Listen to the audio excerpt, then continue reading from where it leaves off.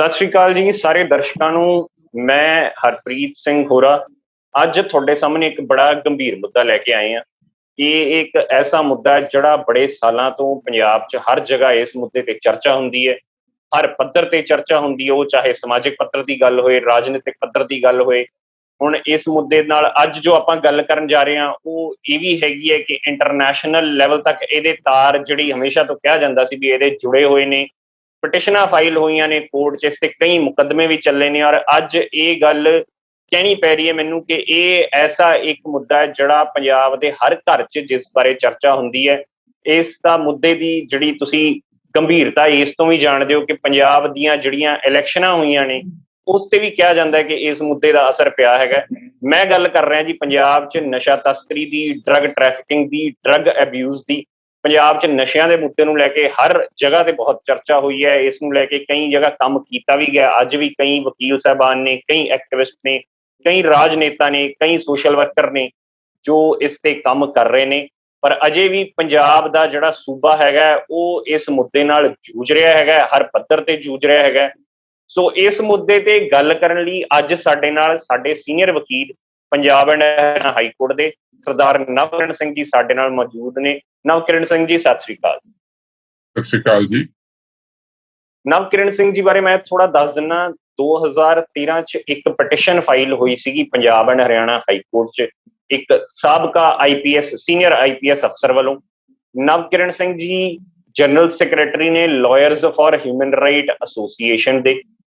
ਉਹ general secretary ਹੋਣ ਦੇ ਨਾਤੇ, ਇੱਕ ਸੂਬੇ ਦਾ ਹਿੱਤ ਜਾਣਨ ਵਾਲੇ ਵਕੀਲ ਹੋਣ ਦੇ ਨਾਤੇ, ਇੱਕ ਸੀਨੀਅਰ ਵਕੀਲ ਹੋਣ ਦੇ ਨਾਤੇ, ਇੱਕ ਕੰਸਰਨਡ ਨਾਗਰਿਕ ਹੋਣ ਦੇ ਨਾਤੇ, ਇਹਨਾਂ ਨੇ ਇਸ ਤੋਂ ਪਹਿਲਾਂ ਵੀ ਸਮਾਜ ਸੁਧਾਰ ਦੇ ਬੜੇ ਕੰਮ ਕੀਤੇ ਨੇ ਔਰ ਇਸ ਮੁੱਦੇ ਨੂੰ ਜ਼ੋਰਾਂ ਸ਼ੋਰਾਂ ਨਾਲ ਕਚਹਿਰੀ 'ਚ ਇਸ ਦੀ ਪੈਰਵਾਈ ਕਰ ਰਹੇ ਨੇ। ਸੋ ਅੱਜ ਨਵਕਿਰਨ ਜੀ ਨਾਲ ਅਸੀਂ ਇਸ ਬਾਰੇ ਗੱਲਬਾਤ ਕਰਾਂਗੇ। ਨਵਕਿਰਨ ਜੀ, ਗੱਲਬਾਤ ਸ਼ੁਰੂ ਕਰਦੇ ਹਾਂ। ਤੁਸੀਂ ਸਾਡੇ ਦਰਸ਼ਕਾਂ ਨੂੰ, ਸਾਨੂੰ ਇਸ ਬਾਰੇ ਥੋੜਾ ਦੱਸੋ ਕਿ ਇਹ ਪਟੀਸ਼ਨ 2013 ਚ ਜਿਹੜੀ ਫਾਈਲ ਹੋਈ ਹੈ ਇਹ ਕੀ ਪਟੀਸ਼ਨ ਹੈਗੀ ਹੈ। ਤੁਹਾਡੀ ਜਿਹੜੀ ਸੰਸਥਾ ਹੈਗੀ ਹੈ lawyers for human rights international, ਸਾਨੂੰ ਥੋੜੀ ਜਿਹੀ ਉਹਦੇ ਬਾਰੇ ਜਾਣਕਾਰੀ ਦਿਓ, ਜਿਹਦੇ ਤੁਸੀਂ ਜਨਰਲ ਸੈਕਟਰੀ ਹੋ। ਔਰ ਇਸ ਪਟੀਸ਼ਨ 'ਚ ਸਾਨੂੰ ਜੋ ਦੱਸਿਆ ਗਿਆ, ਤੁਸੀਂ ਇੰਟਰਵੀਨਰ ਹੈਗੇ ਹੋ, ਤੁਸੀਂ ਇੰਟਰਵੈਂਸ਼ਨ ਫਾਈਲ ਕੀਤੀ ਸੀਗੀ ਜੋ ਕੋਰਟ ਨੇ ਅਲਾਉ ਕੀਤੀ ਸੀ। ਤਾਂ ਸਾਨੂੰ ਇਸ ਪਟੀਸ਼ਨ ਬਾਰੇ ਦੱਸੋ, ਆਪਣੀ ਸੰਸਥਾ ਬਾਰੇ ਦੱਸੋ ਔਰ ਤੁਹਾਡਾ ਜਿਹੜਾ ਰੋਲ ਹੈਗਾ ਇਸ ਪਟੀਸ਼ਨ 'ਚ ਉਹਦੇ ਬਾਰੇ ਤੁਸੀਂ ਵਿਸਥਾਰ ਨਾਲ ਦੱਸੋ। ਹਰਪ੍ਰੀਤ ਜੀ, ਮੈਂ ਆਪਣੀ ਵਕਾਲਤ ਸ਼ੁਰੂ ਕੀਤੀ 1986 ਦੇ ਵਿੱਚ, ਤੇ 1986 ਦੇ ਵਿੱਚ ਜਿਹੜਾ ਹੈਗਾ ਪੰਜਾਬ ਦੇ ਵਿੱਚ ਇੱਕ ਕਾਲਾ ਦੌਰ ਗੁਜ਼ਰ ਰਿਹਾ ਸੀ। ਤੇ ਉਸ ਦੌਰ ਦੇ ਵਿੱਚ ਅਸੀਂ ਵੀ ਸੋਚਿਆ ਵੀ ਅਸੀਂ ਆਪਣਾ ਯੋਗਦਾਨ ਪਾਈਏ। ਅਸੀਂ ਜੇਲ੍ਹਾਂ ਵਿੱਚ ਜਾਣਾ ਸ਼ੁਰੂ ਕੀਤਾ। ਜਿਹੜੇ ਸਿੱਖ ਨੌਜਵਾਨੀ ਜੇਲ੍ਹਾਂ 'ਚ ਬੰਦ ਸੀਗੀ ਉਹਨੂੰ ਅਸੀਂ ਫ੍ਰੀ ਲੀਗਲ ਏਡ ਪ੍ਰੋਵਾਈਡ ਕੀਤੀ ਤੇ ਹਜ਼ਾਰਾਂ ਹੀ ਲੋਕ ਅਸੀਂ ਛੁਡਾਏ। ਉਸ ਤੋਂ ਬਾਅਦ ਪੁਲਿਸ ਸਾਡੇ ਖਿਲਾਫ ਹੋ ਗਈ। ਪੁਲਿਸ ਸਾਡੇ ਖਿਲਾਫ ਹੋਣ ਦੇ ਨਾਲ ਉਹਨਾਂ ਨੇ ਸਾਡੇ ਚਾਰ ਜਿਹੜੇ ਵਕੀਲ ਸਾਹਿਬ ਸੀਗੇ ਉਹ ਚੁੱਕ ਕੇ ਮਾਰ ਦਿੱਤੇ। ਇੱਕ ਵਕੀਲ ਸਾਹਿਬ ਤਾਂ ਆਪਣੀ ਵੋਟੀ ਦੇ ਨਾਲ ਤੇ 4 ਸਾਲ ਦੇ ਬੱਚੇ ਨਾਲ ਵੀ ਪੁਲਿਸ ਨੇ ਚੁੱਕ ਕੇ ਮਾਰ ਲਏ। ਅਸੀਂ ਸੀਬੀਆਈ ਇਨਕੁਆਇਰੀਜ਼ ਕਰਾਈਆਂ, ਪੁਲਿਸ ਵਾਲਿਆਂ ਨੂੰ ਸਜ਼ਾਵਾਂ ਦਵਾਈਆਂ। ਫਿਰ ਅਸੀਂ ਆਪਣੀ ਪ੍ਰੋਟੈਕਸ਼ਨ ਵਾਸਤੇ ਇਹ ਜਥੇਬੰਦੀ ਇਖਤਿਆਰ ਕੀਤੀ, lawyers for human rights international, ਜਿਹੜੀ ਜਥੇਬੰਦੀ ਵਕੀਲਾਂ ਦੀ ਪ੍ਰੋਟੈਕਸ਼ਨ ਵਾਸਤੇ ਤਿਆਰ ਹੋਈ ਸੀਗੀ। ਤੇ ਸਮੇਂ ਦੇ ਨਾਲ ਜਦੋਂ ਵਕੀਲ ਆਪਣੇ ਪ੍ਰੋਟੈਕਸ਼ਨ ਕਰਨ ਲਈ ਜਿਹੜੇ ਤਕੜੇ ਹੋ ਗਏ ਤੇ ਅਸੀਂ ਲੋਕਾਂ ਦੀ ਸੇਵਾ ਵਾਸਤੇ ਜਥੇਬੰਦੀ ਨੇ ਕੰਮ ਕਰਨਾ ਸ਼ੁਰੂ ਕਰ ਦਿੱਤਾ। ਤਾਂ ਸਾਡੇ ਜਥੇਬੰਦੀ ਕੀ ਕਰਦੀ ਸੀ ਵੀ ਸਵੇਰੇ ਅਖਬਾਰ ਵਿੱਚ ਕੋਈ ਖਬਰ ਆਣੀ ਵੀ ਹਿਊਮਨ ਰਾਈਟ ਵਾਇਲੇਸ਼ਨ ਕਿੱਥੇ ਹੋਈ ਹੈ, ਤਾਂ ਸਾਡੀ ਜਥੇਬੰਦੀ ਦੇ ਜਿਹੜੇ ਮੈਂਬਰ ਸੀਗੇ ਉਹ ਆਲ ਪੰਜਾਬ ਵਿੱਚ ਐਕਟਿਵ ਸੀਗੇ। ਤਾਂ ਉਹ ਜਾ ਕੇ ਜਿਹੜੇ ਵਿਕਟਮ ਨੂੰ ਜਾ ਕੇ ਮਿਲਦੇ ਸੀਗੇ, ਇਨਕੁਆਇਰੀ ਰਿਪੋਰਟਸ ਬਣਾਉਂਦੇ ਸੀਗੇ, ਫਿਰ ਆਪਣਾ ਹਾਈ ਕੋਰਟ ਵਿੱਚ ਪਟੀਸ਼ਨਸ ਫਾਈਲ ਕਰਦੇ ਸੀ ਤੇ ਉਹਨਾਂ ਨੂੰ ਇਨਸਾਫ ਦਿਵਾਉਂਦੇ ਸੀਗੇ। ਸੋ ਅਸੀਂ ਜਿਹੜਾ ਲਾਇਰਸ ਫਾਰ ਹਿਊਮਨ ਰਾਈਟਸ ਵੱਲੋਂ ਸਮੇਂ ਸਿਰ PILs ਫਾਈਲ ਕਰਦੇ ਰਹੇ ਹਾਈ ਕੋਰਟ ਦੇ ਵਿੱਚ। ਕਮ ਸੇ ਕਮ 50 PILs ਅਸੀਂ ਫਾਈਲ ਕੀਤੀਆਂ ਤੇ ਉਹਦੇ ਵਿੱਚ ਬੜੇ ਅੱਛੇ ਆਰਡਰਸ ਹੋਏ। ਅਸੀਂ ਉਹਦੇ ਬਾਰੇ ਵੀ ਇੱਕ ਬੁੱਕ ਕੰਪਾਈਲ ਕਰ ਰਹੇ ਹਾਂ। ਜਿੰਨੀਆਂ ਅਸੀਂ PILs ਡੀਲ ਕੀਤੀਆਂ lawyers for human rights international ਵੱਲੋਂ, ਉਹ ਸਾਰੀਆਂ ਅਸੀਂ ਇੱਕ ਬੁੱਕ ਕੰਪਾਈਲ ਕਰ ਰਹੇ ਹਾਂ ਜਿਹੜੀ ਅਸੀਂ ਪਬਲਿਕ ਨੂੰ ਵੀ ਸਾਂਝੀ ਕਰਾਂਗੇ। ਸੋ ਜਿਹੜਾ ਅਸੀਂ ਗੱਲ ਆਈਏ ਆਪਣੇ ਮੁੱਦੇ ਤੇ ਕਿ ਜਿਹੜਾ ਡਰੱਗਸ ਦਾ ਇਸ਼ੂ ਹੈ, ਕਿਉਂਕਿ ਅਸੀਂ ਲੋਕਲ ਵਕਾਲਤ ਕਰਦੇ ਹਾਂ ਤੇ ਅਸੀਂ ਦੇਖਦੇ ਸੀਗੇ ਕਿ ਡਰੱਗਸ ਜਿਹੜੀਆਂ ਹੈਗੀਆਂ ਨੇ ਉਹ ਸ਼ਰੇਆਮ ਜੇਲ੍ਹਾਂ ਵਿੱਚ ਵੀ ਅਵੇਲੇਬਲ ਸੀਗੀਆਂ ਤੇ ਪੁਲਿਸ ਵਾਲੇ ਇਹਨਾਂ ਨਾਲ ਜਿਹੜੇ ਡਰੱਗ ਤਸਕਰ ਸੀਗੇ ਇਹਨਾਂ ਨਾਲ ਰਲ ਕੇ ਇਹ ਤਸਕਰੀ ਦਾ ਧੰਦਾ ਚਲਾ ਰਹੇ ਸੀਗੇ। ਤਾਂ ਸਭ ਤੋਂ ਪਹਿਲੇ ਅਸੀਂ ਕੰਪੇਨ ਸ਼ੁਰੂ ਕੀਤੀ ਕਿ ਰੋਪੜ ਜੇਲ੍ਹ ਦੇ ਕੁਝ ਮੁਲਾਜ਼ਮ ਸੀਗੇ ਜਿਹੜੇ ਕਿ ਡਰੱਗ ਸਪਲਾਈ ਕਰਦੇ ਸੀ ਆਪਣਾ ਮੁਲਜ਼ਮਾਂ ਨੂੰ। ਇੱਕ ਮੁਲਜ਼ਮ ਵੱਲੋਂ ਅਸੀਂ ਪਟੀਸ਼ਨ ਫਾਈਲ ਕੀਤੀ ਤੇ ਉਸ ਮੁਲਜ਼ਮ ਵੱਲੋਂ ਪਟੀਸ਼ਨ ਫਾਈਲ ਕਰਨ ਦਾ ਇਹ ਨਤੀਜਾ ਹੋਇਆ ਕਿ ਅਸੀਂ ਹਾਈ ਕੋਰਟ ਵੱਲੋਂ ਇਨਕੁਆਇਰੀ ਕਰਾਈ। ਉਸ ਇਨਕੁਆਇਰੀ ਦੇ ਬੇਸ ਤੇ ਅਸੀਂ 3 ਮੁਲਜ਼ਮ ਜਿਹੜੇ ਨੇ ਨੌਕਰੀ ਚੋਂ ਕਢਵਾਤੇ। ਫਿਰ ਸਾਨੂੰ ਹੌਸਲਾ ਅਫਜ਼ਾਈ ਮਿਲੀ। ਅਸੀਂ ਕਿਹਾ ਵੀ ਕਿਉਂ ਨਾ ਪੂਰੇ ਪੰਜਾਬ ਵਿੱਚ ਜਿਹੜਾ ਡਰੱਗ ਦਾ ਮਸਲਾ ਹੈ ਇਹਨੂੰ ਅਸੀਂ ਅੱਗੇ ਲੈ ਕੇ ਜਾਈਏ। ਉਸੇ ਦੌਰਾਨ ਉਸ ਇਨਕੁਆਇਰੀ ਦੇ ਦੌਰਾਨ ਇੱਕ ADGP ਪ੍ਰਿਜ਼ਨ ਹੁੰਦੇ ਸੀ ਸ਼ਸ਼ੀ ਕਾਂਤ ਹੋਰੀ ਉਦੋਂ ਨੌਕਰੀ ਸੀਗੇ ਤੇ ਉਹਨਾਂ ਨਾਲ ਮੇਰੀ ਮੁਲਾਕਾਤ ਹੋਈ ਤੇ ਉਹ ਕਹਿੰਦੇ ਮੈਂ ਵੀ ਰਿਟਾਇਰ ਹੋਣ ਵਾਲਾ ਤੇ ਮੇਰੇ ਕੋਲ ਬੜੀ ਇਨਫੋਰਮੇਸ਼ਨ ਹੈਗੀ ਹੈ ਜਿਹਦੀ ਰਲ ਕੇ ਅਸੀਂ PILs ਵਿੱਚ ਯੂਜ਼ ਕਰ ਸਕਦੇ ਹਾਂ। तो अल्टीमेटली मैं कोर्ट ਨੂੰ ਇਨਫੋਰਮ ਕੀਤਾ ਵੀ ਸ਼ਸ਼ੀ ਕਾਂਤ ਹੋਰੀ ਰਿਟਾਇਰ ਹੋ ਗਏ ਨੇ ਤੇ ਉਹਨਾਂ ਕੋਲ ਇਨਫੋਰਮੇਸ਼ਨ ਹੈਗੀ ਹੈ ਤੇ ਉਹ ਉਸ ਤੋਂ ਪਹਿਲੇ ਆਪਣਾ ਵਿਜੀਲੈਂਸ ਦੇ ਵਿੱਚ ਰਹੇ, ਇੰਟੈਲੀਜੈਂਸ ਦੇ ਵਿੱਚ ਰਹੇ ਤੇ ਉਹਨਾਂ ਨੇ ਕੁਝ ਖੱਤ ਲਿਖੇ ਸਰਕਾਰ ਨੂੰ ਜਿਹਦੇ ਵਿੱਚ ਕਿ ਉਹਨਾਂ ਨੇ ਰਿਵੀਲ ਕੀਤਾ ਸੀ ਡਰੱਗ ਨੈਕਸਸ ਬਾਰੇ। ਤਾਂ ਕਿਉਂ ਨਾ ਅਦਾਲਤ ਉਹਨੂੰ ਬੁਲਾਵੇ ਸ਼ਸ਼ੀ ਕਾਂਤ ਨੂੰ ਤੇ ਉਹ ਹਾਈ ਕੋਰਟ 'ਚ ਰਿਵੀਲ ਕਰੇ। ਤਾਂ ਚੀਫ ਜਸਟਿਸ ਸਾਹਿਬ ਕਹਿਣ ਲੱਗੇ ਵੀ ਨਵਕਿਰਨ ਤੂੰ ਉਹਨੂੰ ਕੰਟੈਕਟ ਕਰ ਲੈ। ਮੈਂ ਸ਼ਸ਼ੀ ਕਾਂਤ ਹੋਰਾਂ ਨੂੰ ਕੰਟੈਕਟ ਕੀਤਾ। ਸ਼ਸ਼ੀ ਕਾਂਤ ਹੋਰਾਂ ਨੇ ਇੱਕ ਲੈਟਰ ਪਟੀਸ਼ਨ ਲਿਖੀ ਹਾਈ ਕੋਰਟ ਨੂੰ। ਉਹ ਹਾਈ ਕੋਰਟ ਨੂੰ ਲੈਟਰ ਪਟੀਸ਼ਨ ਲਿਖੀ ਤੇ ਇਹ ਜਿਹੜਾ ਕੇਸ ਸ਼ੁਰੂ ਹੋਇਆ ਇਹ ਸ਼ਸ਼ੀ ਕਾਂਤ ਹੋਰਾਂ ਦੀ ਉਸ ਲੈਟਰ ਪਟੀਸ਼ਨ ਤੋਂ ਸ਼ੁਰੂ ਹੋਇਆ। ਮੈਂ ਐਜ਼ ਐਨ ਅਮਾਈਕਸ ਕੌਂਸਲ ਕੋਰਟ ਨੂੰ ਅਸਿਸਟ ਕਰ ਰਿਹਾ ਸੀ ਤੇ ਸ਼ਸ਼ੀ ਕਾਂਤ ਹੋਰਾਂ ਦੀ ਐਪਲੀਕੇਸ਼ਨ ਤੋਂ ਕੋਰਟ ਨੇ ਕੇਸ ਸ਼ੁਰੂ ਕੀਤਾ। ਮੁੜ ਕੇ ਲੋਕ ਜੁੜਦੇ ਗਏ, ਸ਼ਸ਼ੀ ਕਾਂਤ ਹੋਰੀ ਵਿੱਚੋਂ ਨਿਕਲ ਗਏ ਤੇ lawyers for human rights international being an intervener ਜਿਹੜੀ ਹੈ 2013 ਤੋਂ ਇਸ ਕੇਸ ਨੂੰ ਚਲਾ ਰਹੀ ਹੈ। ਵੱਖਰੇ ਆਰਡਰ ਹੋਏ ਨੇ, ਉਹਨਾਂ ਡਿਟੇਲ ਚਰਚਾ ਕਰਨੀ। ਵੈਸੇ ਇਹਦੇ ਵਿੱਚ ਵੀ ਅਸੀਂ ਇੱਕ ਛੋਟੀ ਜਿਹੀ ਬੁਕਲੇਟ ਪ੍ਰਿੰਟ ਕਰ ਰਹੇ ਹਾਂ ਵੀ ਇਹਦੇ ਕਿਹੜੇ ਆਰਡਰ ਅਸੀਂ ਪਾਸ ਕਰਵਾਏ ਜਿਹੜੇ ਸਬਸਟੈਂਟਿਵ ਆਰਡਰ ਸੀਗੇ। ਪਰ ਪਿਛਲੇ 2-2.5 ਸਾਲ ਤੋਂ ਇਹ ਕੁਝ ਨਹੀਂ ਸੀ ਹੋ ਰਿਹਾ ਤੇ ਹੁਣ ਜਿਹੜੀ ਦਰਖਾਸਤਾਂ ਬਾਰੇ ਤੁਸੀਂ ਜ਼ਿਕਰ ਕੀਤਾ ਸਿੰਘ ਸਾਹਿਬ ਮੇਰਾ ਅਗਲਾ ਜਿਹੜਾ ਸਬ ਟੌਪਿਕ ਸੀਗਾ, ਅਗਲਾ ਜਿਹੜਾ ਸਵਾਲ ਸੀਗਾ ਉਹ ਇਸੇ ਤੇ ਸੀਗਾ। ਤੁਸੀਂ ਜਿਸ ਤਰ੍ਹਾਂ ਕਿਹਾ ਕਿ ਇਹਦੇ 'ਚ ਡਿਟੇਲਸ 'ਚ ਤੁਸੀਂ ਇੱਕ ਬੁੱਕ ਵੀ ਕੰਪਾਈਲ ਕਰ ਰਹੇ ਹੋ ਜਿਹੜੇ ਮਾਨਯੋਗ ਕੋਰਟ ਨੇ ਆਰਡਰ ਪਾਸ ਕੀਤੇ ਨੇ। ਮੈਂ ਤੁਹਾਡੇ ਤੋਂ ਮੈਂ ਬਰੀਫ 'ਚ ਥੋੜਾ ਜਾਣਨਾ ਚਾਹੁੰਦਾ ਕਿ ਜਿਹੜੇ ਆਰਡਰਸ ਪਾਸ ਹੋਏ ਨੇ ਇਹ ਜਿਹੜੀਆਂ ਡਿਵੈਲਪਮੈਂਟਸ ਹੋਈਆਂ ਨੇ। ਮੈਂ ਉਸ ਤੋਂ ਬਾਅਦ ਹੁਣ ਜਿਹੜੀ ਨਵੀਂ ਡਿਵੈਲਪਮੈਂਟ ਹੈ ਜਿਹੜਾ ਮੇਰਾ ਮੇਨ ਸਵਾਲ ਹੈ ਉਸ ਤੋਂ ਬਾਅਦ ਮੈਂ ਉਸ ਤੇ ਆਵਾਂਗਾ। ਮੈਂ ਹੁਣ ਇਹ ਜਾਣਨਾ ਚਾਹੁੰਦਾ ਕਿ 2013 ਤੋਂ ਲੈ ਕੇ ਹੁਣ ਤੱਕ ਦੀਆਂ ਜੋ ਡਿਵੈਲਪਮੈਂਟਸ ਹੋਈਆਂ ਨੇ, ਜੋ ਆਰਡਰਸ ਹੋਏ ਨੇ, ਉਸ ਬਾਰੇ ਤੁਸੀਂ ਸਾਨੂੰ ਥੋੜਾ ਜਿਹਾ ਦੱਸੋ। ਹਰਪ੍ਰੀਤ ਜੀ, ਅਸੀਂ ਇਹਦੇ ਵਿੱਚ ਈਵਨ ਐਜੂਕੇਸ਼ਨ ਡਿਪਾਰਟਮੈਂਟ ਨੂੰ ਇਨਵੋਲਵ ਕਰਕੇ ਤੇ ਜਿਹੜਾ ਸਕੂਲ ਕਰਿਕੂਲਮ ਦੇ ਵਿੱਚ ਪੰਜਾਬ, ਹਰਿਆਣਾ ਤੇ UP ਦੇ ਵਿੱਚ ਤਾਂ ਕਿ ਬੱਚਿਆਂ ਨੂੰ ਦੱਸਿਆ ਜਾ ਸਕੇ ਕਿ ਕਿਵੇਂ ਨਸ਼ਿਆਂ ਤੋਂ ਦੂਰ ਰਹੋ ਤੇ ਇੱਕ ਐਜੂਕੇਸ਼ਨਲ ਪ੍ਰੋਗਰਾਮ ਵਾਸਤੇ ਵੀ ਅਸੀਂ DPI ਸਕੂਲਸ ਨੂੰ ਬੁਲਾ ਕੇ ਉਹ ਵੀ ਕੰਮ ਕਰਾਇਆ।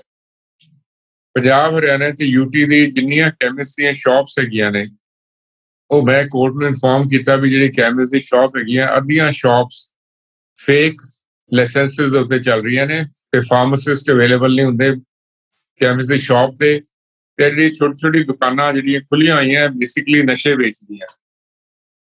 ਤਾਂ ਹਾਈ ਕੋਰਟ ਨੇ ਪੂਰੇ ਪੰਜਾਬ, ਹਰਿਆਣਾ, UT ਦੀਆਂ ਸ਼ਾਪਸ ਚੈੱਕ ਕਰਾਈਆਂ। ਉਹਦੇ 'ਚ ਮੈਂਡੇਟਰੀ ਕੀਤਾ ਕਿ ਜਿਹੜਾ ਫਾਰਮਾਸਿਸਟ ਹੈ ਉਹ ਕੈਮਿਸਟ ਦੀ ਸ਼ਾਪ ਤੇ ਅਵੇਲੇਬਲ ਹੋਏਗਾ, ਪਲੱਸ ਜਿਹੜਾ ਉਹਦਾ ਲਾਇਸੈਂਸ ਹੈਗਾ ਉਹਦੇ ਉੱਤੇ ਉਹਦੀ ਫੋਟੋ ਲੱਗੀ ਹੋਏਗੀ ਤੇ ਉਹ ਲਾਇਸੈਂਸ ਵਿਜ਼ੀਬਲ ਹੋਏਗਾ ਕਸਟਮਰ ਨੂੰ ਤਾਂ ਕਿ ਜਦੋਂ ਕਸਟਮਰ ਦਵਾਈ ਲੈ ਰਿਹਾ ਹੈ ਤੇ ਉਹਨੂੰ ਪਤਾ ਹੋਏ ਵੀ ਇਹ ਕਿਹੜਾ ਕੈਮਿਸਟ ਕਿਹੜੇ ਲਾਇਸੈਂਸ ਤੇ ਆਪਰੇਟ ਕਰ ਰਿਹਾ ਤੇ ਕੌਣ ਹੈਗਾ। ਸੋ ਇਸ ਤਰ੍ਹਾਂ ਦੇ ਆਰਡਰ ਸੀਗੇ ਜਿਹੜੇ ਅਸੀਂ ਕਰਾਏ। ਮੈਨੂੰ ਹੁਣ ਐਟ ਹੈਂਡ ਜਿਹੜੇ ਯਾਦ ਨਹੀਂ ਹੈ ਬਟ ਸੈਵਰਲ ਆਰਡਰਸ ਹੈਗੇ ਨੇ ਕਿਉਂਕਿ ਇਹ 2013 ਤੋਂ ਪਟੀਸ਼ਨ ਚੱਲਦੀ ਰਹੀ। ਜਸਟਿਸ ਸੂਰੇਕਾਂਤ ਜਿਹੜੇ ਹੁਣ ਸੁਪਰੀਮ ਕੋਰਟ ਦੇ ਜੱਜ ਬਣ ਗਏ, ਉਹਨਾਂ ਦੇ ਜਾਣ ਤੋਂ ਬਾਅਦ ਪਿਛਲੇ 2-2.5 ਸਾਲ ਤੋਂ ਇਹ ਕੇਸ ਜਿਹੜਾ ਹੈ ਠੰਡੇ ਬਸਤੇ 'ਚ ਪਿਆ। ਲੇਕਿਨ ਉਹਨਾਂ ਨੇ ਇੰਨੇ ਆਰਡਰ ਕੀਤੇ ਨੇ, ਫਿਰ ਜਿਹੜੇ ਲੋਕ ਡਰੱਗ ਮਾਫੀਆ 'ਚ ਇਨਵੋਲਵ ਸੀਗੇ ਉਹਨਾਂ ਨੂੰ ਪੰਜਾਬ ਸਰਕਾਰ ਐਕਸਟ੍ਰੈਡੀਸ਼ਨ ਦਾ ਪ੍ਰੋਸੈਸ ਨਹੀਂ ਸ਼ੁਰੂ ਕਰ ਰਹੀ। ਉਹ ਐਕਸਟ੍ਰੈਡੀਸ਼ਨ ਦਾ ਪ੍ਰੋਸੈਸ ਮੈਂ ਸ਼ੁਰੂ ਕਰਾਇਆ ਜਿਹਦੀ ਐਪਲੀਕੇਸ਼ਨ ਹੁਣ ਵੀ ਆਪਾਂ ਲਗਾਈ ਹੈ ਤੇ ਐਕਸਟਰਨਲ ਅਫੇਅਰ ਮਿਨਿਸਟਰੀ ਦੱਸੇ ਵੀ ਅਲਟੀਮੇਟ ਹੋਇਆ ਕਿ ਉਹਨਾਂ ਲੋਕਾਂ ਦਾ, ਕਿਉਂਕਿ ਪੰਜਾਬ ਸਰਕਾਰ ਚਾਹੁੰਦੀ ਨਹੀਂ ਸੀ ਕਿ ਉਹ ਬੰਦੇ ਐਕਸਟ੍ਰੈਡਾਈਟ ਹੋਣ ਕਿਉਂਕਿ ਉਹ ਜਿਹੜੇ ਪੋਲੀਟੀਸ਼ੀਅਨ ਸੀਗਾ ਜਿਹੜਾ ਪੰਜਾਬ ਦਾ ਜਿਹੜਾ MLA ਸੀਗਾ ਉਹ ਇੰਨਾ ਡੀਪਲੀ ਇਨਵੋਲਵ ਸੀਗਾ ਕਿ ਜਿਹੜੇ ਬਾਹਰ ਜਿਹੜੇ ਡਰੱਗ ਰੈਕੇਟ 'ਚ ਇਨਵੋਲਵ ਸੀਗੇ ਉਹਦੇ ਘਰ ਆ ਕੇ ਠਹਿਰਦੇ ਸੀਗੇ ਤੇ ਉਹ ਚਾਹੁੰਦਾ ਨਹੀਂ ਸੀ ਵੀ ਐਕਸਟ੍ਰਾਡਾਈਟ ਹੋਣ। ਉਹਨਾਂ ਦੀ ਐਕਸਟ੍ਰੈਡੀਸ਼ਨ ਦਾ ਪ੍ਰੋਸੈਸ ਸ਼ੁਰੂ ਕਰਾਇਆ।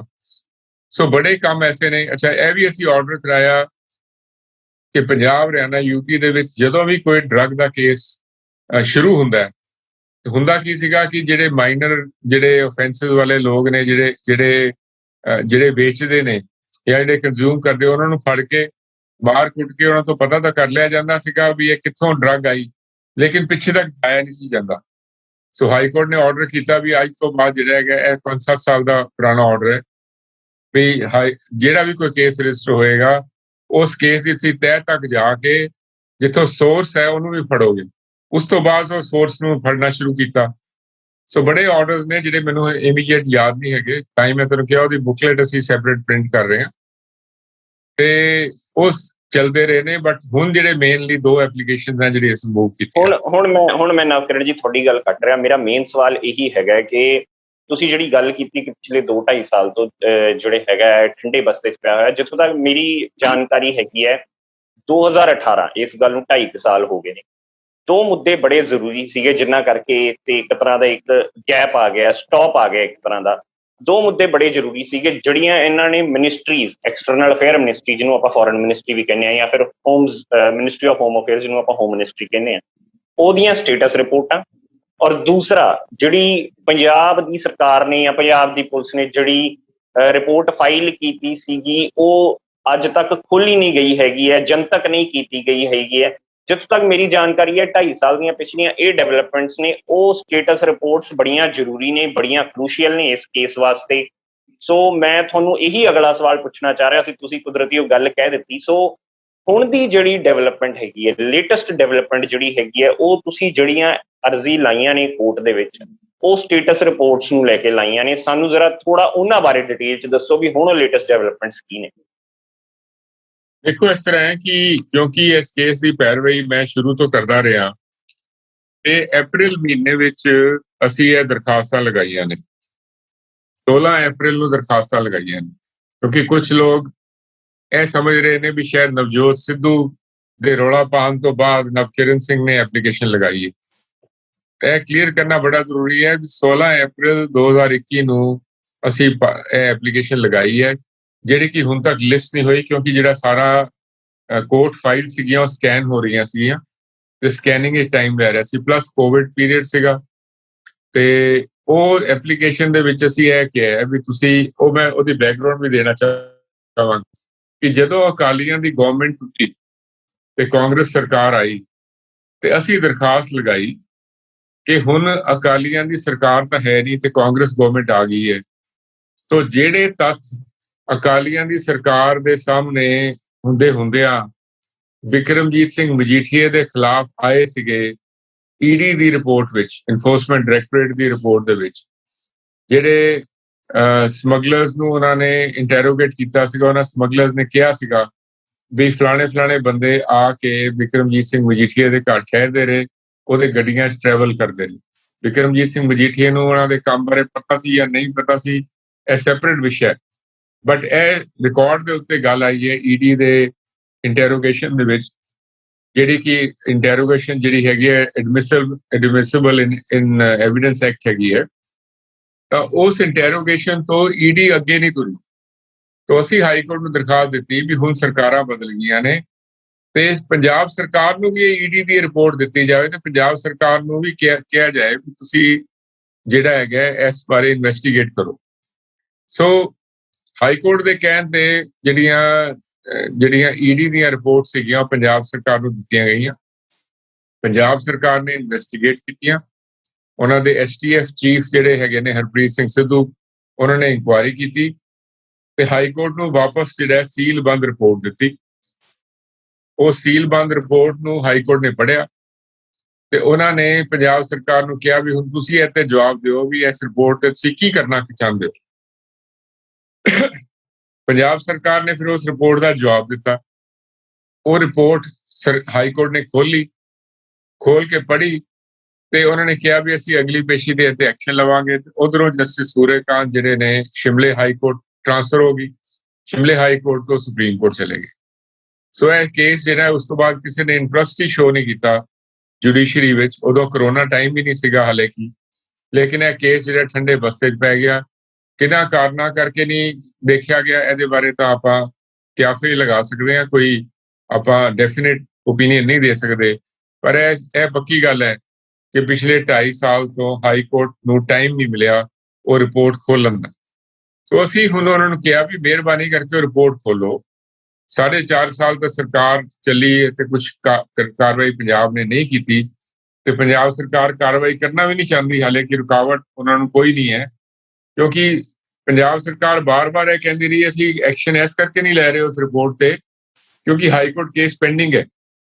ਤੇ ਮੈਂ ਕਈ ਵਾਰੀ ਆਪਣੀ ਇੰਟਰਵਿਊਜ਼ ਕਿਹਾ ਵੀ ਹਾਈ ਕੋਰਟ ਨੇ ਕੋਈ ਸਟੇ ਨਹੀਂ ਦਿੱਤਾ ਹੋਇਆ ਤੁਹਾਨੂੰ।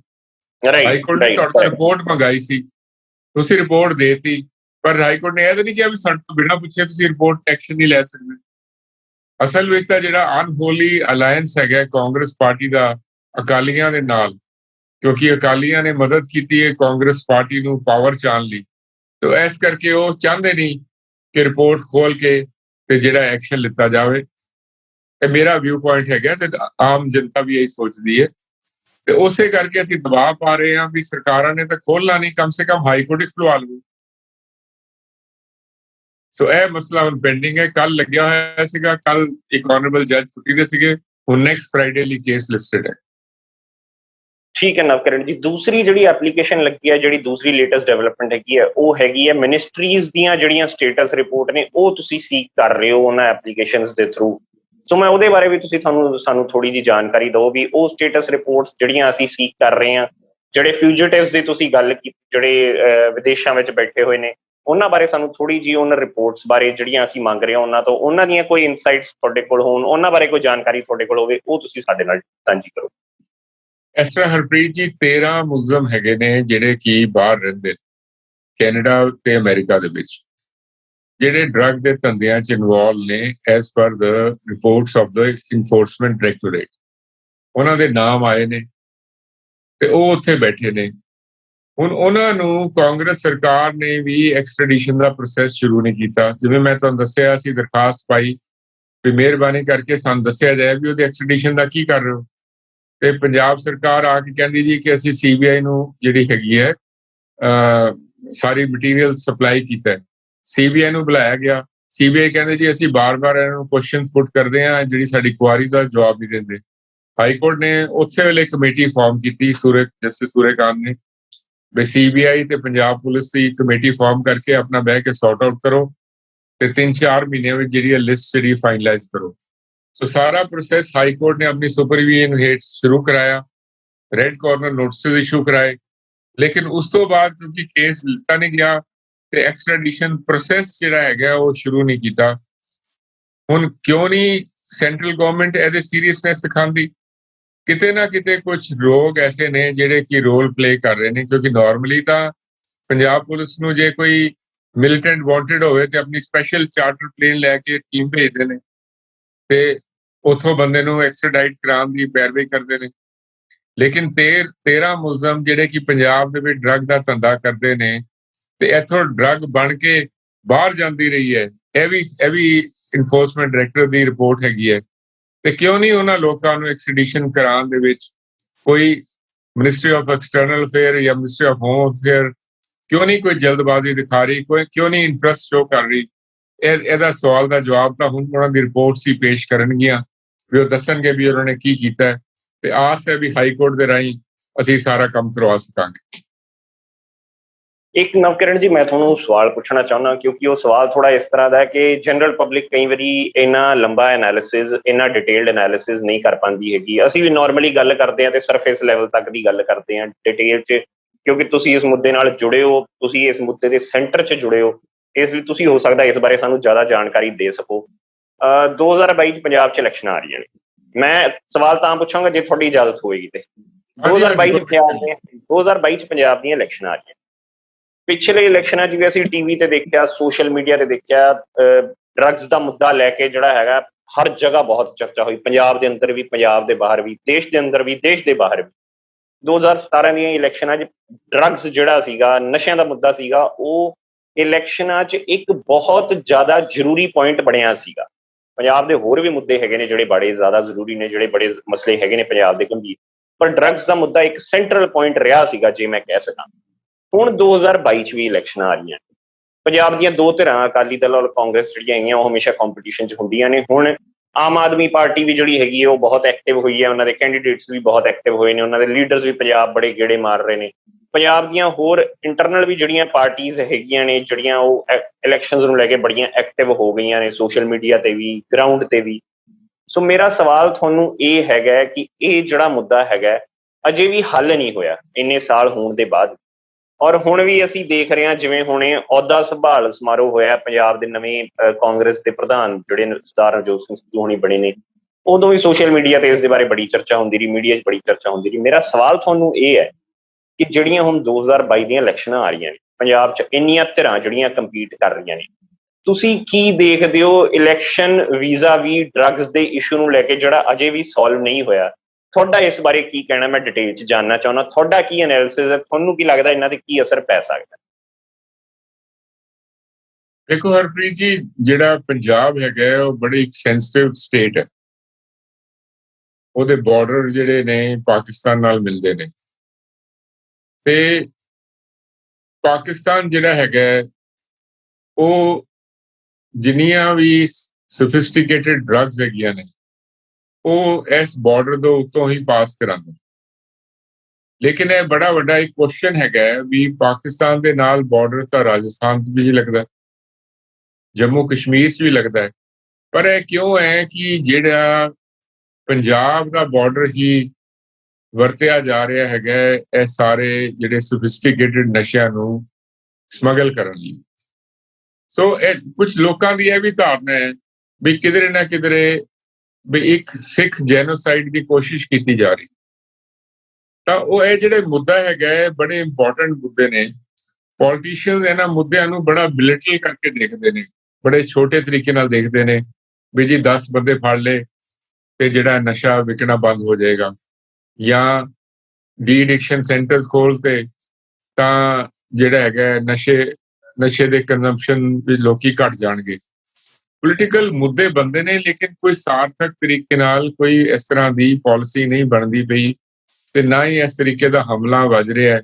ਹਾਂ, ਇਲੈਕਸ਼ਨ ਮੈਨੀਫੈਸਟੋ ਦੇ ਵਿੱਚ ਹੀ ਤੇ ਇਲੈਕਸ਼ਨ ਸਟੰਟਸ ਦੇ ਵਿੱਚ ਹੀ ਜਿਹੜਾ ਡਰੱਗਸ ਦਾ ਮੁੱਦਾ ਪੰਜਾਬ ਦਾ ਰਹਿ ਜਾਂਦਾ ਹੈ।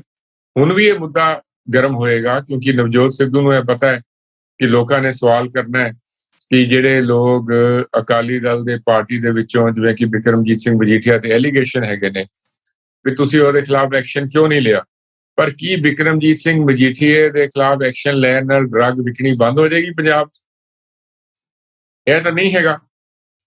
ਪਰ ਇਹ ਜ਼ਰੂਰ ਹੈ ਵੀ ਜੇ ਇੱਕ ਇੰਨਾ ਸੀਨੀਅਰ ਲੈਵਲ ਦਾ ਬੰਦਾ, ਜੇ ਉਹਦੀ ਇਨਵੋਲਵਮੈਂਟ ਹੈ, ਮੈਂ ਨਹੀਂ ਕਹਿੰਦਾ ਉਹਦੀ ਇਨਵੋਲਵਮੈਂਟ ਹੈ, ਜਿਹੜੀ ਤਫਤੀਸ਼ਾਂ ਦੇ ਵਿੱਚ ਉਹਦੇ ਬਿਆਨ ਆਏ ਨੇ, ਉਹਦੇ ਖਿਲਾਫ ਸਬੂਤ ਆਏ ਨੇ, ਉਹਨਾਂ ਨੂੰ ਕੋਖਣਾ ਚਾਹੀਦਾ। ਜੇ ਇਨਵੋਲਵਮੈਂਟ ਹੈਗੀ ਹੈ ਤੇ ਉਹਨੂੰ ਟਰਾਈ ਕਰਨਾ ਚਾਹੀਦਾ, ਨਹੀਂ ਹੈਗੀ ਤੇ ਉਹਨੂੰ ਸੁਰਖਰੂ ਕਰ ਦੇਣਾ ਚਾਹੀਦਾ। ਪਰ ਜਦੋਂ ਨਾਮ ਆਇਆ ਤੇ ਉਦੋਂ ਮਿਨਿਸਟਰੀ ਆਫ ਐਕਸਟਰਨਲ ਅਫੇਅਰ ਨੇ ਉਹਦੀ ਮਦਦ ਕੀਤੀ। ਇਹਦਾ ਜਿਹੜਾ ਅਫਸਰ ਹੈ ਨਿਰੰਜਨ ਸਿੰਘ, ਉਹਨੇ ਜਦੋਂ ਇੱਕ ਵਾਰੀ ਉਹਨਾਂ ਨੂੰ ਸੰਮਨ ਕੀਤਾ ਮਜੀਠੀਏ ਨੂੰ ਤੇ ਰੌਲਾ ਪੈ ਗਿਆ, ਹਾਹਾਕਾਰ ਹੋ ਗਈ। ਉਦੋਂ ਬੀਜੇਪੀ ਦੀ ਤੇ ਅਕਾਲੀਆਂ ਦੀ ਸਰਕਾਰ ਸਾਂਝੀ ਸੀਗੀ ਤੇ ਉਹਨਾਂ ਨੇ ਆਪਣਾ ਬੀਜੇਪੀ ਦੀ ਸਰਕਾਰ ਦੇ ਰਾਹੀਂ ਮਿਨਿਸਟਰੀ ਆਫ ਐਕਸਟਰਨਲ ਅਫੇਅਰ ਦੇ ਰਾਹੀਂ ਜਿਹੜਾ ਹੈਗਾ ਉਹਨੂੰ ਰੋਕਤਾ ਨਿਰੰਜਨ ਸਿੰਘ ਨੂੰ। ਨਿਰੰਜਨ ਸਿੰਘ ਨੇ ਮੁੜ ਕੇ ਉਹਨੂੰ ਜਿਹੜਾ ਹੈਗਾ ਇੰਟਰੋਗੇਟ ਹੀ ਨਹੀਂ ਕੀਤਾ। ਇੱਥੇ ਵੀ ਜਿਹੜੇ ਉਹਨੂੰ ਇੰਟਰੋਗੇਸ਼ਨ ਪੰਜਾਬ ਪੁਲਿਸ ਨੇ ਕਰਨੀ ਸੀਗੀ, ਉਹ ਕੈਪਟਨ ਨੇ ਨਹੀਂ ਹੋਣ ਦਿੱਤੀ। ਬਹਾਨਾ ਹੈ ਵੀ ਹਾਈ ਕੋਰਟ ਤੋਂ ਸਟੇ ਹੈ, ਪਰ ਅਲਟੀਮੇਟਲੀ ਦੇਖੀਏ ਇਹ ਜਿਹੜੀ ਲਿਫਾਫੇਬਾਜ਼ੀ ਪੋਲੀਟੀਸ਼ੀਅਨਸ ਕਰਦੇ ਨੇ, ਇਹ ਲੋਕਾਂ ਦੀ ਐਪੀਟਾਈਟ ਤਾਂ ਪੂਰੀ ਕਰ ਦਿੰਦੀ ਹੈ for the time being, election stunt ਵੱਲੋਂ ਤਾਂ ਕਾਮਯਾਬ ਹੋ ਜਾਂਦੀ ਹੈ। ਪਰ ਜਿਹੜਾ ਇਹ ਕਰੋਪੀ ਪੰਜਾਬ ਦੇ ਉੱਤੇ ਆਈ ਹੋਈ ਹੈ, ਇਹਦੀ ਵੱਡੀ ਸਮੱਸਿਆ ਦਾ ਹੱਲ ਕਿਵੇਂ ਕੱਢਿਆ ਜਾਵੇ, ਇਹ ਕਿਸੇ ਵੀ ਪੋਲੀਟੀਕਲ ਪਾਰਟੀ ਨੇ ਨਾ ਕੋਸ਼ਿਸ਼ ਕੀਤੀ ਹੈ ਤੇ ਨਾ ਸਾਨੂੰ ਨਜ਼ਰ ਆ ਰਿਹਾ। ਸੋ ਇਹ ਠੀਕ ਹੈ ਤੁਹਾਡਾ ਸਵਾਲ ਕਿ ਨਸ਼ਿਆਂ ਦਾ ਮੁੱਦਾ ਜਿਹੜਾ ਫਿਰ ਇਲੈਕਸ਼ਨ ਸਟੰਟ ਵੱਲੋਂ ਉਭਾਰਿਆ ਜਾਏਗਾ ਤੇ ਵੱਡੀਆਂ ਵੱਡੀਆਂ ਲਿਸਟਾਂ ਵੀ ਜਾਰੀ ਕਰਨਗੇ। ਕੈਪਟਨ ਸਾਹਿਬ ਵੀ ਮੈਂ ਇੰਨੇ ਨਸ਼ੇੜੀ ਫੜ ਲਏ, ਇੰਨੇ ਡਰੱਗ ਸਮਗਲਰ ਫੜ ਲਏ, ਇੰਨੀ ਜਗ੍ਹਾ ਬਾਹਰ ਰੇਡਸ ਮਾਰੇ, ਕਿਉਂਕਿ ਹੁਣ ਪੰਜਾਬ ਪੁਲਿਸ ਨੇ ਸਟੇਟ ਤੋਂ ਬਾਹਰ ਵੀ ਰੇਡਸ ਮਾਰਨੇ ਸ਼ੁਰੂ ਕਰ ਦਿੱਤੇ ਨੇ।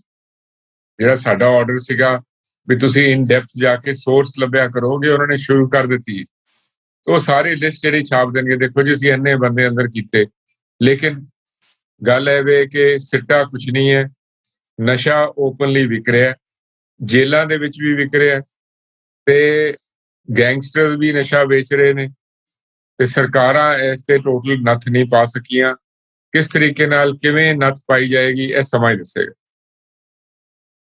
ਠੀਕ ਹੈ ਨਵਕਰਨ ਜੀ, ਗੱਲ ਨੂੰ ਆਪਾਂ ਮੁਕੰਮਲ ਕਰਦੇ ਹਾਂ। ਮੈਂ ਤੁਹਾਡੇ ਤੋਂ ਆਖਰੀ ਜਾਣਕਾਰੀ ਲੈਣੀ ਹੈ ਹੁਣ। ਬਸ ਮੇਰਾ ਤੁਹਾਡੇ ਨਾਲ ਸਵਾਲ ਇਹ ਹੈਗਾ ਤੁਹਾਡੇ ਤੋਂ ਵੀ, how do we look the way forward, what do we think is the way forward. ਤੁਸੀਂ ਹੁਣ ਜਿਹੜੀਆਂ ਐਪਲੀਕੇਸ਼ਨਸ ਲਾਈਆਂ ਨੇ, ਕੋਰਟ ਅਗਰ ਇਹਨਾਂ ਨੂੰ ਅਲਾਓ ਕਰ ਦਿੰਦੀ ਹੈ, ਇੱਕ ਪ੍ਰੋਐਕਟਿਵ ਅਪਰੋਚ ਲੈ ਕੇ, ਇਹਨਾਂ ਦੇ ਇੰਪੈਕਟ ਹੋ ਸਕਦੇ ਨੇ, ਲੌਂਗ ਟਰਮ ਇੰਪੈਕਟ ਹੋ ਸਕਦੇ ਨੇ ਪੰਜਾਬ ਦੇ ਭਵਿੱਖ ਤੇ ਵੀ, ਨਸ਼ਿਆਂ ਦੇ ਮੁੱਦੇ ਤੇ ਵੀ।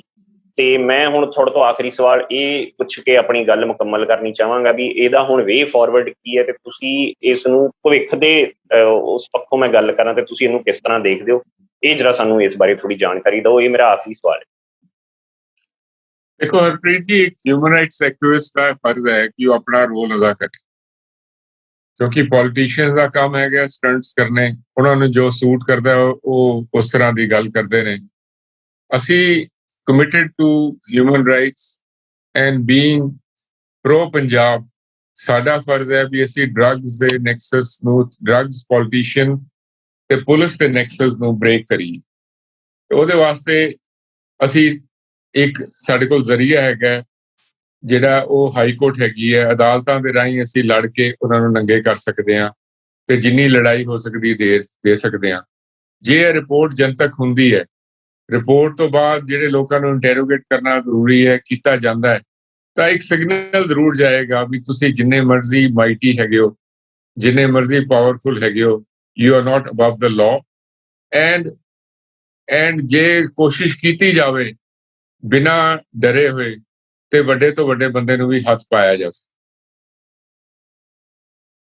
ਸੋ ਬੜੀ ਚੰਗੀ ਗੱਲ ਆਖੀ ਹੈ ਜੀ ਤੁਸੀਂ ਕਿ ਕਾਨੂੰਨ ਤੋਂ ਉੱਪਰ ਕੋਈ ਨਹੀਂ ਹੈਗਾ, ਔਰ ਜੇ ਇਹਨੂੰ ਇੱਕ ਪ੍ਰੋਐਕਟਿਵ ਅਪਰੋਚ ਲੈ ਕੇ ਵਿਦਆਊਟ ਫੇਅਰ ਔਰ ਫੇਵਰ, ਜਿਸ ਤਰ੍ਹਾਂ ਅਸੀਂ ਕਹਿੰਦੇ ਇਹ ਸਾਰੇ ਅਫਸਰ ਜਿਹੜੇ ਨੇ ਸੰਵਿਧਾਨ ਦੀ ਸਹੁੰ ਚੁੱਕਦੇ ਨੇ, ਸੋ ਬਿਨਾਂ ਕਿਸੇ ਫੇਅਰ ਐਂਡ ਫੇਵਰ ਤੋਂ, ਬਿਨਾਂ ਕਿਸੇ ਲਾਲਚ ਤੋਂ, ਬਿਨਾਂ ਕਿਸੇ ਡਰਾਵੇ ਤੋਂ, ਜੇ ਇਸ ਤੇ ਇੱਕ ਪ੍ਰੋਪਰ ਜੋ ਬਣਦੀ ਕਾਰਵਾਈ ਹੈ ਜੇ ਕੀਤੀ ਜਾਵੇ ਤੇ ਕੋਈ ਵੀ ਵੱਡੇ ਤੋਂ ਵੱਡਾ ਬੰਦਾ ਵੀ ਹੋਵੇ, ਕਾਨੂੰਨ ਉਸਨੂੰ ਆਪਣੇ ਸ਼ਿਕੰਜੇ 'ਚ ਲੈ ਸਕਦਾ। ਤੁਸੀਂ ਬੜੀ ਚੰਗੀ ਗੱਲ ਆਖੀ। ਇਸ ਗੱਲ ਨੂੰ ਖਤਮ ਕਰਨ ਲੱਗਿਆ ਸੋ ਪੰਜਾਬ ਦੇ, ਸਿੱਖਾਂ ਦੇ, ਕੌਮ ਦੇ, ਪੰਥ ਦੇ, ਸਮਾਜ ਦੇ, ਰਾਜਨੀਤੀ ਦੇ ਹੋਰ ਵੀ ਸਾਡੇ ਕੋਲ ਬੜੇ ਮੁੱਦੇ ਨੇ ਚਰਚਾ ਕਰਨ ਨੂੰ। ਪੰਜਾਬ ਦੇ ਪਾਣੀਆਂ ਦਾ ਮਸਲਾ ਹੋਵੇ, ਪੰਜਾਬ ਦੀ ਜਵਾਨੀ ਦਾ ਮਸਲਾ ਹੋਵੇ, ਨਸ਼ਿਆਂ ਦੇ ਅੱਜ ਮੁੱਦੇ ਤੇ ਅਸੀਂ ਗੱਲ ਕੀਤੀ, ਪੰਜਾਬ ਦੇ ਵਾਤਾਵਰਨ ਨੂੰ ਲੈ ਕੇ ਮੁੱਦਾ ਹੋਵੇ, ਜੰਗਲਾਂ ਨੂੰ ਲੈ ਕੇ ਹੋਵੇ, ਐਜੂਕੇਸ਼ਨ ਨੂੰ ਲੈ ਕੇ ਹੋਵੇ। ਸੋ ਜੇ ਅਸੀਂ ਮੁੱਦਿਆਂ ਤੇ ਗੱਲ ਕਰੀਏ ਤੇ ਮੁੱਦੇ ਬਹੁਤ ਸਾਰੇ ਨੇ। ਅਸੀਂ ਸਰਦਾਰ ਨਵਕਿਰਨ ਸਿੰਘ ਜੀ ਵਰਗੇ ਜਿਹੜੇ ਹੋਰ ਇੰਟੈਲੈਕਚੁਅਲਸ ਨੇ, ਵਿਦਵਾਨ ਨੇ, ਜਿਹੜੇ ਹੋਰ ਸਮਾਜ ਦੇ ਕੰਮ ਕਰਨ ਵਾਲੇ ਹੋਰ ਸੋਸ਼ਲ ਵਰਕਰ ਨੇ, ਅਸੀਂ ਉਹਨਾਂ ਨਾਲ ਜੁੜਦੇ ਰਹਾਂਗੇ, ਤੁਹਾਡੇ ਤੱਕ ਨਵੀਂ ਜਾਣਕਾਰੀ, ਨਵੇਂ ਐਨਾਲਿਸਿਸ ਲਿਆਉਂਦੇ ਰਹਾਂਗੇ ਤੇ ਇਸ ਦੇ ਨਾਲ ਹੀ ਅਸੀਂ ਆਪਣੀ ਗੱਲ ਪੂਰੀ ਕਰਦੇ ਹਾਂ। ਤੇ ਮੈਂ ਧੰਨਵਾਦ ਕਰਦਾ ਉਹਨਾਂ ਸਾਰੇ ਐਕਟਿਵਿਸਟਸ ਦਾ, ਉਹਨਾਂ ਸਾਰੇ ਸੋਸ਼ਲ ਵਰਕਰਸ ਦਾ, ਲਾਇਰਸ ਦਾ, ਜੱਜਸ ਦਾ, ਉਹਨਾਂ ਸਾਰੇ ਪੱਤਰਕਾਰਾਂ ਦਾ ਵੀ ਜਿਹੜੇ ਪੰਜਾਬ ਦੇ ਇਸ ਮੁੱਦੇ ਨੂੰ ਬੜੀ ਗੰਭੀਰਤਾ ਨਾਲ ਲੈ ਕੇ ਬੜੇ ਸਾਲਾਂ ਤੋਂ, ਕਈ ਲੋਕ ਗੁਮਨਾਮੀ 'ਚ ਵੀ ਇਸ ਬਾਰੇ ਕੰਮ ਕਰ ਰਹੇ ਨੇ ਔਰ ਉਹ ਪ੍ਰੋਗਰੈਸ ਵੀ ਕਰ ਰਹੇ ਨੇ, ਇਸ ਚੀਜ਼ ਦੀ ਵਧਾਈ ਦੇ ਪਾਤਰ ਵੀ ਨੇ। ਸੋ ਇਸ ਦੇ ਨਾਲ ਹੀ ਆਖਰੀ ਮੇਰਾ ਮੈਸੇਜ ਇਹ ਰਹੇਗਾ ਸਾਡੇ ਪੂਰੇ ਪਰਿਵਾਰ ਵੱਲੋਂ, ਸਾਡੇ ਪੂਰੇ ਗਰੁੱਪ ਵੱਲੋਂ, ਕਿ ਤੁਸੀਂ ਆਪਣਾ ਕੰਮ ਜਾਰੀ ਰੱਖੋ। ਅਸੀਂ ਸਾਰੇ ਤੁਹਾਡੇ ਨਾਲ ਖੜੇ ਹਾਂ, ਪੂਰਾ ਪੰਜਾਬ ਤੁਹਾਡੇ ਨਾਲ ਖੜਾ ਹੈ।